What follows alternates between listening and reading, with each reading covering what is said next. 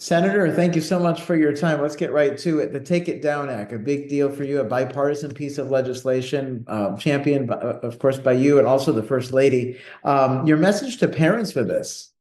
Well, this is a tremendous victory, a bipartisan victory, legislation that I wrote that is protecting women, protecting teenage girls, teenage boys from predators online, from non-consensual intimate images. And we're seeing non-consensual intimate images, both real images, so-called revenge porn, but also we're seeing more and more artificial intelligence being used to create deep fakes, taking pictures of real people, but using AI to create what appear to be either naked photographs or naked videos, and they're entirely fake, but yet more and more women and teenage girls are being targeted. Over 90% of the targets of these non-consensual intimate images are women or teenage girls. And so the Take It Down Act makes it a crime, a federal felony to post non-consensual intimate images.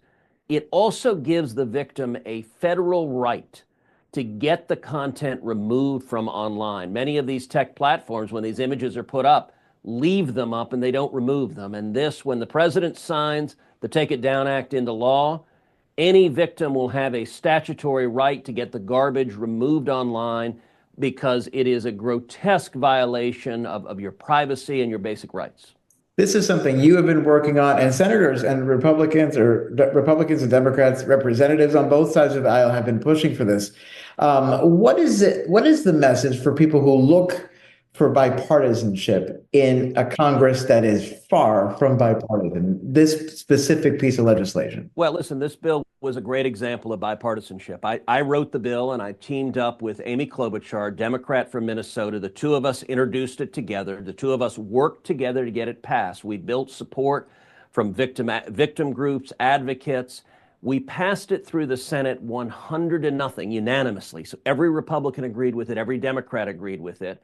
And then, as you noted earlier this year, the First Lady, Melania Trump, decided she wanted to help us get it over the finish line in the House. And so the First Lady came to the Capitol.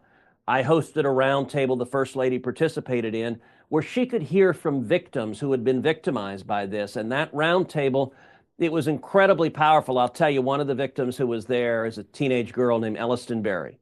She's a 15-year-old girl from North Texas, from Aledo, Texas.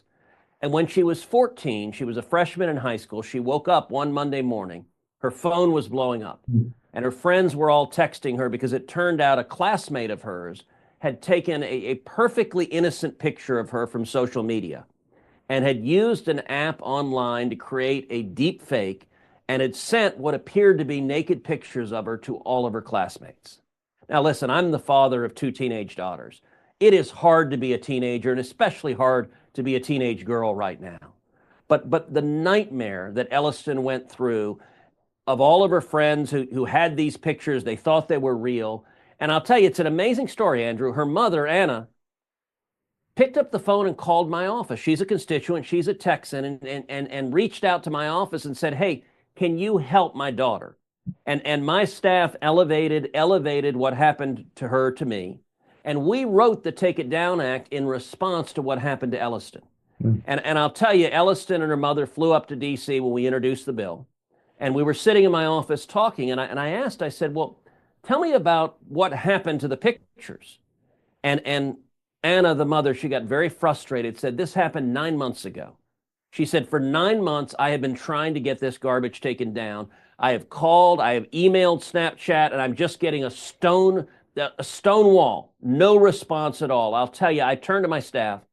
I said, I want you to get the CEO of Snapchat on the phone today. I want those pictures taken down today. Within 2 hours, they pulled them down. Oh. Now, it should not take a sitting U.S. senator making a phone call to get that taken down. And so one of the most important parts of this bill is the right that every victim has that if there's a photo of you online or a video of you online that you have not consented to, you have a federal right to say, take it down immediately, and the tech platforms have to do it.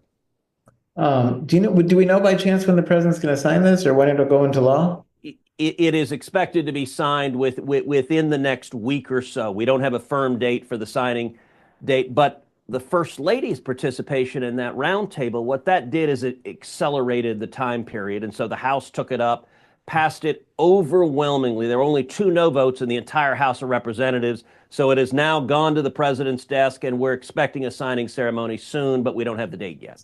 Moving on, you are the chair of the Commerce Committee, of course, just today talking about NFL versus high school and college football. Pretty passionate about this. Talk about it. What you're hoping to accomplish here. Well, listen, sports is an amazing thing that brings us all together. You know, you were talking a minute ago about the partisan divides, and we got a lot of partisan divides in America. But one of the things that brings us all together is cheering for sports, whether it is your pro sports team or your college alma mater.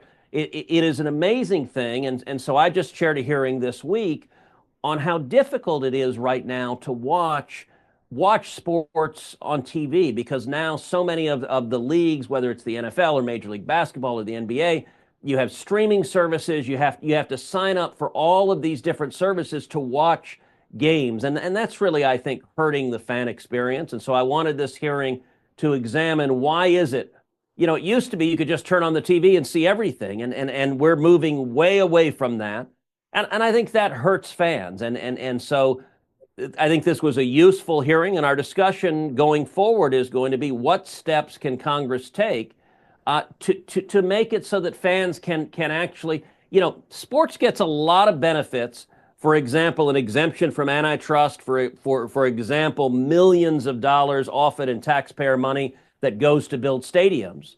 And part of the question in the hearing was, all right, do you owe anything to the fans? Do the fans, should they be able to watch it without having to spend hundreds and hundreds of dollars and sign up for lots of different apps to follow a whole season? And I hope we will see a democratization, making it easier to watch sports. We know Texas equals football, so this is a big Amen. deal. I want to talk about school choice. We know Governor Abbott signed this just the other day, a big deal in Texas. Yeah. You have been a proponent of this. What's your take on it, and what do you hope happens moving forward? Well, listen, this legislation is historic, and I'm proud of the state legislature. I'm proud of the governor for signing what is now the biggest and boldest school choice program in the entire country. Under this legislation, $1 billion is going to go to education savings accounts to Texans across the state. It'll be over 90,000 students will have an education savings account of nearly $11,000 each, for them to be able to choose the best school for their future. And I got to say, Andrew, school choice, I believe it's the civil rights issue of the 21st century. I think every Texas child deserves the right to have access to an excellent education. And that should be true whatever your race is, whatever your ethnicity, whatever your wealth, whatever your zip code. Every child, the future of Texas, will be driven by the education that our kids get. And so I got to say, for school choice, I have been leading the fight for school choice for 30 years. In the state legislature, you know, I normally stay out of fights in the state legislature. We got a lot of fights in D.C. I've got a full-time job. But this was an exception I made, where I have leaned in aggressively. For the past 6 years, I have campaigned against state reps that voted against choice. I have campaigned in support of state reps that supported choice. I went down as the House was considering this bill. I spent an entire day in the House, on the floor of the House, in the Speaker's office, working to whip state reps to say, this is the single most important vote you will ever cast. This is the future of Texas. And if you support it, I'm going to be with you. I'm going to have your back. But at the same time, if you don't support it, I'm going to work to try to find someone else to fill the seat you're in and fight for the kids of Texas. This was a great victory for the kids of Texas, and I'm really proud of our state. You say you stay out of state fights. I want to talk about something that's developing here that will affect you. Who's going to be your colleague in the Senate, John Cornyn or Ken Paxton? That's just getting started. I know you said before you trust the voters to make the decision. We're getting deeper into this now. We're seeing both sides coming out. Have you changed your stance? Where are you on this?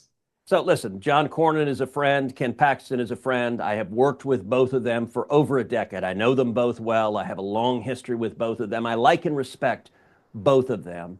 And I trust the voters of Texas to decide. I am staying out of it. This is going to be a big fight. It's going to be a whole lot of money spent. And I'm going to trust the voters to make the right decision for the future of Texas.